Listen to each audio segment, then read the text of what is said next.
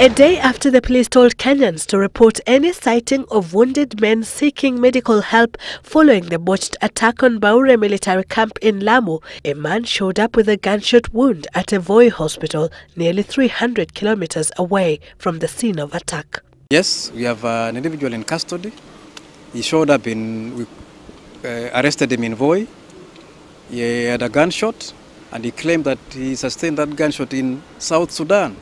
Obviously, we couldn't believe that story because no one in his own right mind can travel that far with a gunshot without seeking medical attention. So we suspected that gunshot may have been sustained in the neighborhood and probably in Lamu. Until the critical footage filmed by the terrorists fell into the hands of the KDF soldiers, the hunt for the terrorists involved was largely a wild goose chase. Now, thanks to the video footage carefully filmed by the British Al-Shabaab cameraman who died in the attack, the police have seen through the masks, and a manhunt for these men whose images have been released has begun in earnest. We caught a large amount of footage that these individuals were videotaping, so to speak.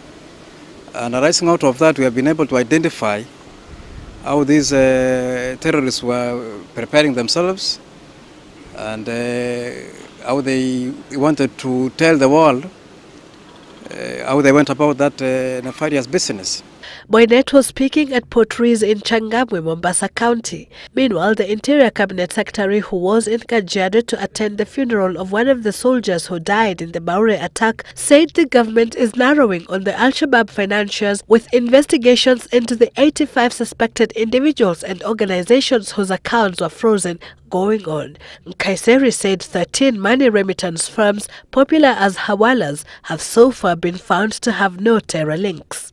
Let me put the record straight. Any record given to us by anybody, we will not make it public. It is the responsibility of the government to investigate fully.